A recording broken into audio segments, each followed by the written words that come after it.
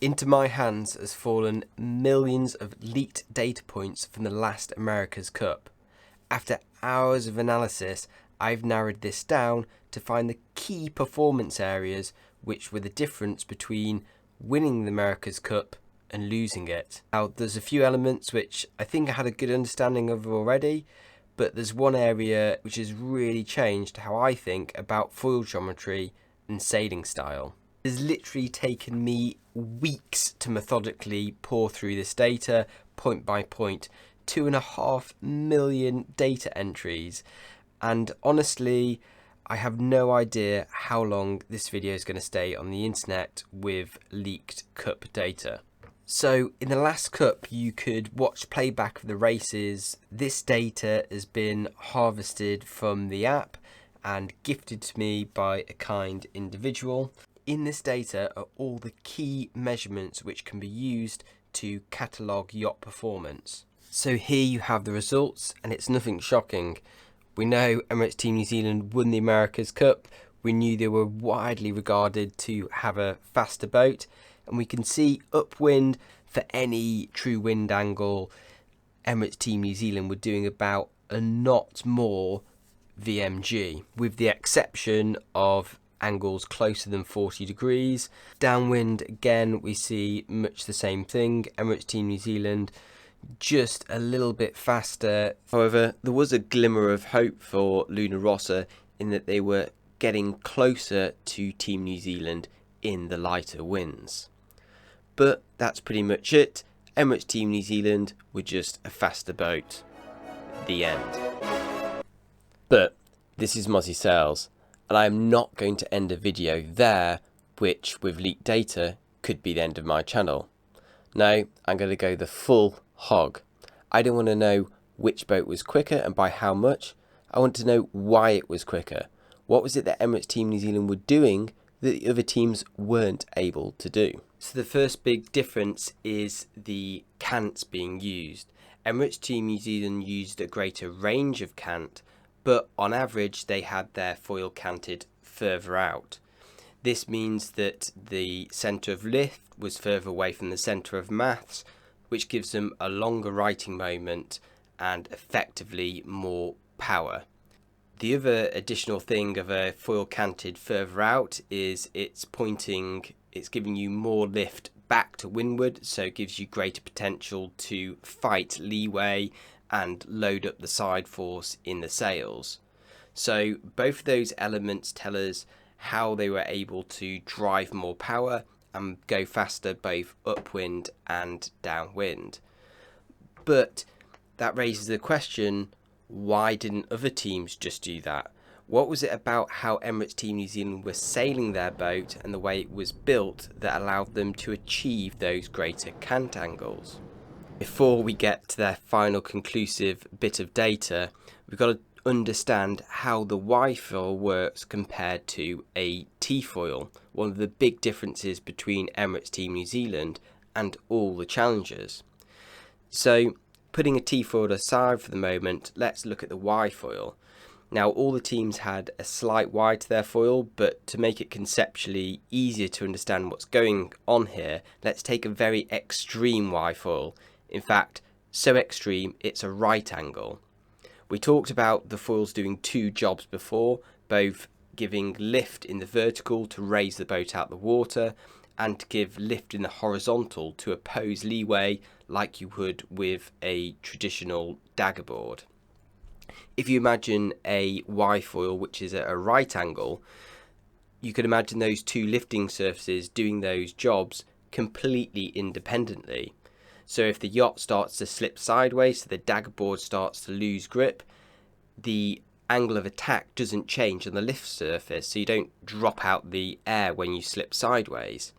Conversely, if the yacht starts to fall, so you don't have enough lift on the main foil lifting you out the water, it starts to sink down into the water, then the angle of attack doesn't change on the vertical bit of the foil, the dagger board, so you don't slip sideways. So those two fundamental jobs of the foils are completely disassociated from one another.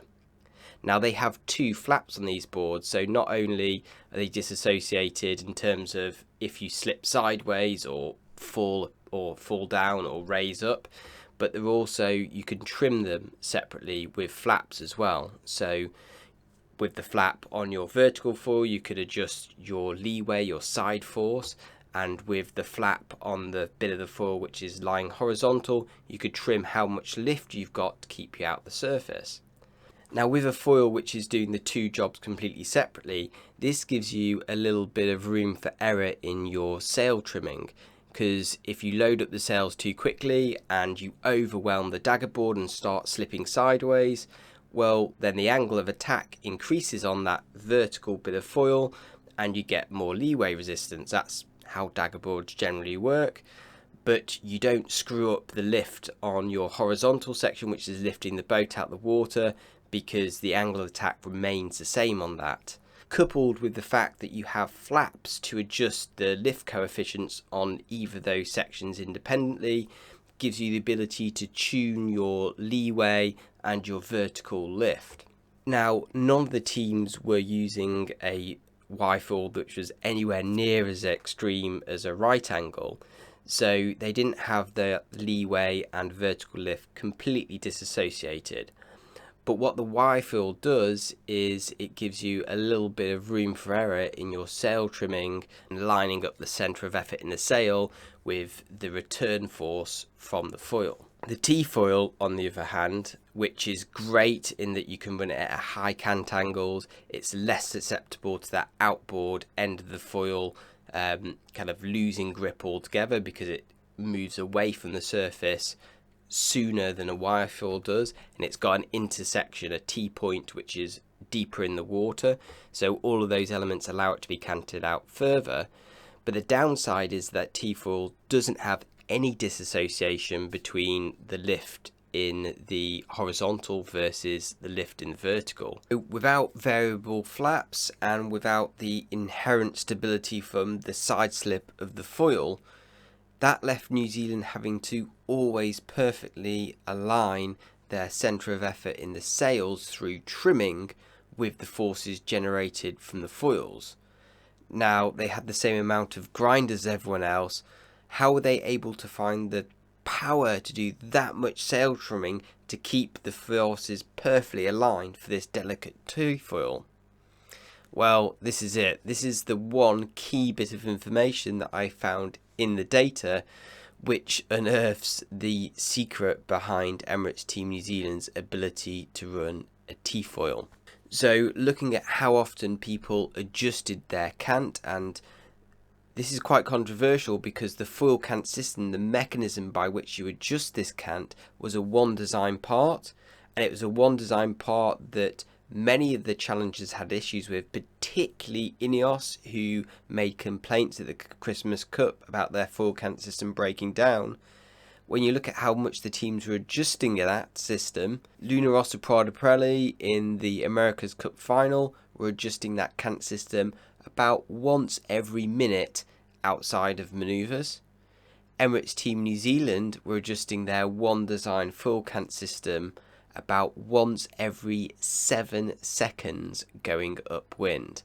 So they were utilising this one design system, which was really designed for infrequent use, dropping and lowering foils and kind of like setups for longer term.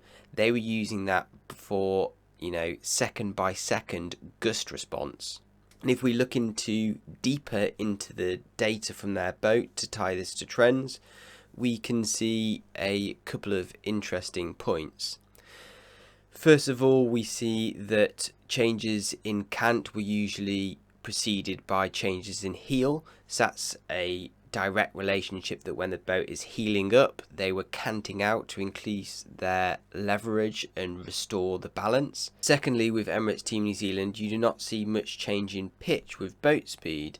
That tells us that they're not having to go bow down when they're getting too much lift from the foil as they go faster, and that's because they're actually canting the foil out, so they're losing that horizontal lift and gaining the lateral lift through moving the cant arm. That's different to Luna Rossa, who as they got faster, had to pitch down to get rid of some of that vertical lift. Coupled to that is leeway, so that is how much the boat's platform is skewed to the wind. Luna Rossa Prada Pirelli had a relatively consistent leeway, and that suggests that they were playing with flap differential to maintain an ideal leeway. In this case, it's actually positive leeway, so unlike a normal boat which will slip to leeward, giving you an angle of attack on the foils, these boats had foils which were mounted at an angle of incidence on the end of the foil arm, and they were actually had a positive leeway, opening up the platform and getting wind into the sails. Emirates Team New Zealand, however, didn't. That suggested that as they got faster and they canted out, they were getting more positive leeway, pushing them up to windward, opening up the platform, opening up the cross section, the frontal area to the breeze to get more wind into the rig, stop the mainsail from being hidden behind the jib. So all of those factors add together to tell us the story of how the Team New Zealand sailors were kind of using this one design part to extrapolate the most performance out of it and really use it for a trimming role rather than a function of just raising and dropping boards. And that's important because obviously all the trimming on the boat in terms of the sails needed human power, but the raising and lowering and subtle tweaking of this cant was on battery power, so it saved their grinders a lot of energy which would have been used otherwise to maintain the twitchiness of that T-foil. I think this finding in the data is significant because it completes the picture of why Te Rahutai was the fastest boat in AC36. If you'd asked me just a few weeks ago, I would have listed the T-foil's lower area, its intersection with the water surface being less susceptible to ventilation, allowing higher cant angles and higher righting moments, and the relationship between that and a lower mast base. But finally we have the missing ingredient, the use of the foil cant system one design part to compensate for sail trim by giving them another avenue to balance the knife edge, which is the T-foil, against the sail power. So what does this mean for the next America's Cup? Well, we just saw racing with the AC40s and they have a T-foil. So were the teams adjusting the cant really frequently? Well, it seemed that Ineos have twigged onto this, and in their boat I took a photo of some targets and they were a whole range of cant angles for various boat speeds as they moved up through the gears. So it seems they've twigged onto that fact. But thinking more about the AC40, they have batteries for both cant and the sails, so they're not saving any energy from human power by altering the cant a lot. So that made me think about something Glenn Ashby said in the commentary, that you should cant out to get maximum leverage and then just trim the sails from there.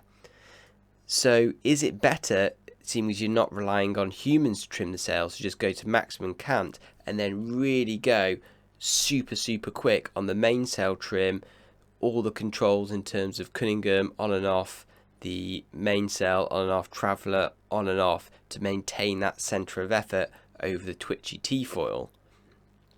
A lot of people were commenting on the frequency of movement of those mainsails in the AC40s, and possibly we've seen the next step up from the last America's Cup in terms of how people are utilising these boats, in that Emirates Team New Zealand were using batteries to manipulate the foil cant on the AC75 to save their grinders from an impossible task. But on the AC40s, where you've got batteries all around, then you go back to trimming the sails lots, because then that'll keep you at the maximum righting moment. But what does this all mean for the actual AC75s we're going to see in the Cup? Because they're going to be human powered. If it is really true, and I don't know it's true, it's just a hypothesis that the AC40s might have moved to maximum cant and doing a lot of mainsail trim. If that is true, then that technique might not be very relevant for the AC75s, who will be back again relying on human power to trim the sails. So possibly the reliance will switch back again to the foil cant system. I don't know, that's speculation. Tell me what you think. Anyway, I hope you've enjoyed this video. It has taken me a huge amount of time and effort to put into it. You can thank me by thanking my sponsors, B&G, Alan, with a discount code in the comments below, 15% off there, and of course Craft & Shaw over my right hand shoulder, your left. That's everything from me today. Give the video a like, subscribe, whatever, or don't. I'll catch you around.